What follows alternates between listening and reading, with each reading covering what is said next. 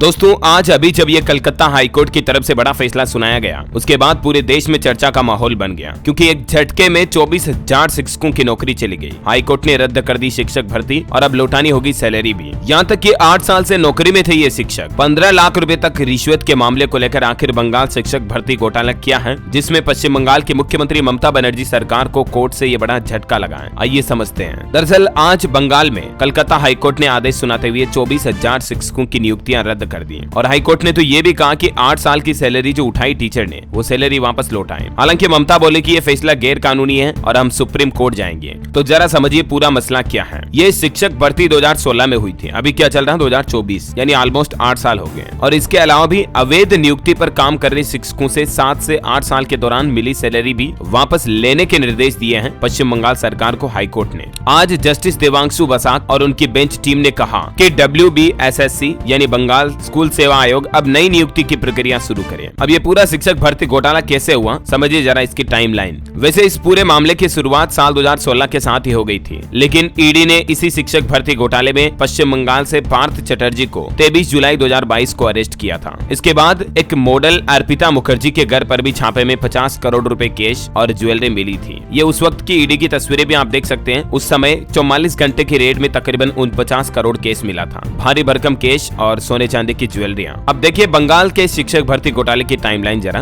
वक्त था साल 2016 का, जब पश्चिम बंगाल के स्कूल सेवा आयोग ने शिक्षकों की भर्ती के लिए एग्जाम लिया। उसके खिलाफ बबीता समेत 2 कैंडिडेट ने हाईकोर्ट में एक याचिका लगाई थी और इस याचिका में कोर्ट ने इसमें मनी लॉन्ड्रिंग की आशंका जताते हुए सीबीआई जांच के आदेश भी दिए थे। पूछताछ के बाद सीबीआई ने इस मामले में मनी लॉन्ड्रिंग की शिकायत दर्ज कराई और जांच एजेंसी की शिकायत के बाद मामला ईडी के हाथ में चला गया। फिर 23 जुलाई 2016 को ही ईडी ने चटर्जी को गिरफ्तार कर लिया और अर्पिता को पूछताछ के लिए हिरासत में भी लिया। अर्पिता मुखर्जी जो कि पार्थ की सहयोगी रह चुकी हैं। फिर वक्त आगे बढ़ता है, साल 2017 की टाइमलाइन आती है, तब इस शिक्षक भर्ती का रिजल्ट आया और इस रिजल्ट में देखिए सिलीगुड़ी की बबीता सरकार का नाम टॉप 20 में आया। हालांकि आयोग ने ये मेरिट लिस्ट रद्द कर दी थी। 16 नंबर कम पाने वाली अंकिता अधिकारी का नाम टॉप पर आ गया। अंकिता मंत्री परेश अधिकारी की बेटी है। वक्त आगे बढ़ता है, साल 2022 में 25 अप्रैल और 18 मई को सीबीआई ने पार्थ चटर्जी से पूछताछ की। अच्छा वैसे आपको बता दूं, ये पार्थ चटर्जी जो है पंजाब के फॉर्मल एजुकेशन मिनिस्टर भी रह चुके हैं और इनसे पूछताछ इसीलिए की गई क्योंकि ये साल 2014 से लेकर 2021 तक पश्चिम बंगाल राज्य के शिक्षा मंत्री भी थे। तो हो सकता है घोटाले के तार इनसे भी जुड़े हो, इसलिए ईडी ने उस वक्त उनसे पूछताछ की, सीबीआई ने, ईडी ने। और 2022 में देखिए 22 जुलाई को ईडी ने कोलकाता में चटर्जी और उनके करीबियों के 18 ठिकानों पर छापे मारे। उनकी करीबी अर्पिता के घर से भी 20 करोड़ रुपए का कैश मिला, जो कि पार्थ की सहयोगी थी अर्पिता मुखर्जी। ये कौन है, इनकी भी दास्तान देखिए जरा। अर्पिता मुखर्जी बंगाली और उड़िया फिल्म इंडस्ट्री में एक्टिव थी। अर्पिता कोलकाता के बेलगेरिया में रहती हैं और मिडिल क्लास फैमिली से आती हैं। 2009 में कॉलेज में मॉडलिंग शुरू की। पिता की मौत के बाद उनकी शादी झारग्राम के एक बिजनेसमैन से हुई थी। अर्पिता कोलकाता की सबसे बड़ी दुर्गा पूजा समिति की स्टार प्रचारक भी थी। इस समिति यानी कि नक्तला उदयन संघ के मुख्य संरक्षक भी पार्थ चटर्जी ही थे। तो यही वजह है कि दोनों ने साथ में मिलकर गड़बड़ घोटाले किए। समझ गए हो? अब पूरे आपको शिक्षक भर्ती घोटाले की दास्तान समझ में आ गई होगी। आज अब इस मामले पर हाईकोर्ट ने फैसला सुनाया और कहा कि ये पूरी शिक्षक भर्ती को ही रद्द किया जाए। जिनको भी नियुक्तियां मिली वो 8 साल की सैलरी वापस लौटाएं, क्योंकि इस शिक्षक भर्ती घोटाले में हुआ यह कि पैसे लेकर मेरिट लिस्ट से बाहर आने वालों को नौकरी देने के आरोप लगाए गए। यही वजह है कि हाईकोर्ट ने सीबीआई जांच के आदेश दिए थे और जांच में पता भी चला कि करोड़ों रुपयों की रिश्वतें ली गई और शिक्षक भर्ती में घोटाला किया गया। ये देखिए युवाओं के भविष्य के साथ किस तरह से नेता राजनेता खिलवाड़ करते हैं। आप ही के राज्य के शिक्षा मंत्री अगर स्टूडेंट्स के साथ इतना बड़ा धोखा करते हैं तो इसे आप क्या कहेंगे दोस्तों? ऐसे नेताओं को तो जेल में होना चाहिए, सच बता रहा हूँ। वैसे आपकी क्या राय है, कमेंट करके बताइए मुझे। और ऐसे breaking news update, headlines, news सुर्खियां देखते रहने के लिए DLS न्यूज चैनल को सब्सक्राइब करके बेल आइकन जरूर दबा दीजिएगा। जय हिंद, जय भारत, वंदे मातरम।